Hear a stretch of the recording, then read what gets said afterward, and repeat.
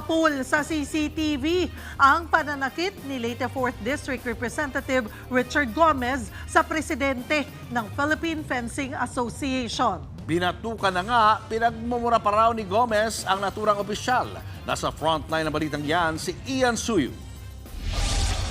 Sa kuha ng CCTV na nakalap ng News 5, makikita ang pamamatok ng isang lalaki sa lalaking nakajacket sa 2025 Southeast Asian Games sa Thailand. Ang lalaking nanakit, si Leyte 4th District Representative Richard Gomez, habang ang binatukan ay si Philippine Fencing Association President Rene Gacuma. Kwento ni Gacuma sa News 5, nagsimula yan nang palitan nila sa individual women's epee event si Alexa Larazabal na taga Ormoc City. Si Larazabal din ang #1 women's epee fencer ng Pilipinas. Pero hindi raw ito sumipot sa mga training, kaya nagdesisyon silang palitan ang player. Noong araw ng kompetisyon, dumating si Gomez. Nilapitan siya ni Gacuma para batiin dahil sa silver finish nito sa shotgun shooting team event. Pero dito na raw nagsimulang manakit ang kongresista.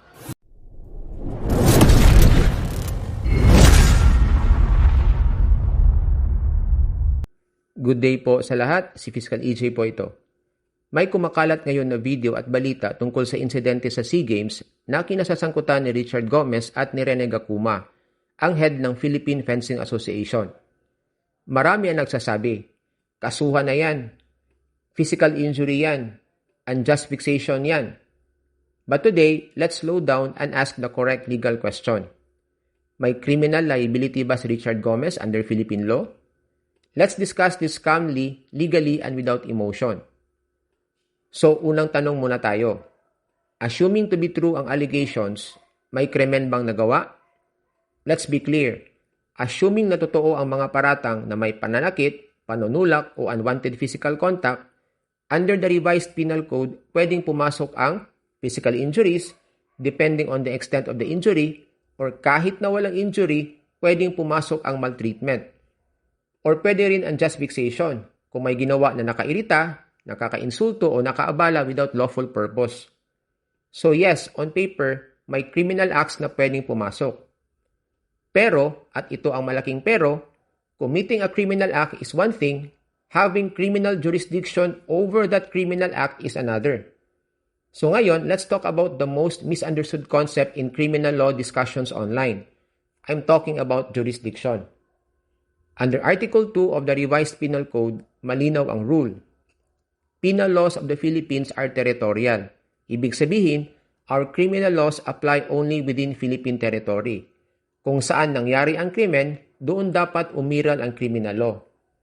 In this case, the incident happened in Thailand. Not in Manila, not in Cebu, not even in Philippine airspace. Sa Thailand. Now, some people say, Filipino naman si Gomez Fiscal. Public official pa yan. SEA Games yan, international event. So let's address that directly. Article 2 does provide exceptions, but limited at enumerated lang. Philippine criminal law applies abroad only in these cases. Number 1, crimes committed on Philippine registered ships or aircraft. Number 2, forgery or counterfeiting of Philippine currency or obligations. Number 3, crimes against national security and the law of nations. And number 4, crimes committed by public officers in the exercise of their official functions abroad. Now, let's apply this correctly. Was this on a Philippine ship or aircraft? No. Was this about counterfeit money or government documents? No. Was this an offense against state security or against the law of nations? No. Was Gomez acting in the exercise of an official government function abroad? No. So legally speaking, none of the Article 2 exceptions apply. So what does that mean in simple terms? Even assuming may pananakit, may physical contact, may unjust vexation, Philippine courts have no criminal jurisdiction. Hindi pwedeng mag-file ng criminal case under the revised penal code or under any penal law because the crimes were not committed within Philippine territory.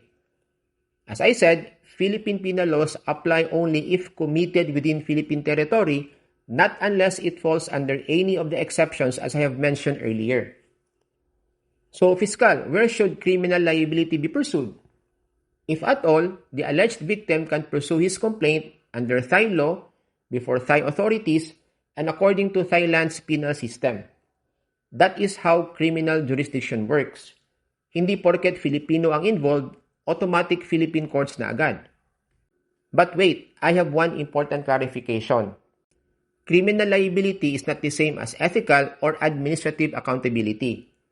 Ang dinidiscuss natin dito ay criminal liability only. This does not automatically resolve ethical accountability, disciplinary action, sports governance issues, or political consequences. Those are separate discussions and governed by different rules. But from a strict criminal standpoint, there is no prosecutable criminal case in the Philippines. So to summarize, do Richard Gomez's acts constitute crimes under the revised penal code? Yes. But do Philippine courts have jurisdiction? No. Now, if a criminal complaint is filed, will it prosper? Siyempre hindi. In criminal law po, where a crime takes place matters. So yan lang po ang nais kong ibahagi today and see you in my next video. Maraming salamat po.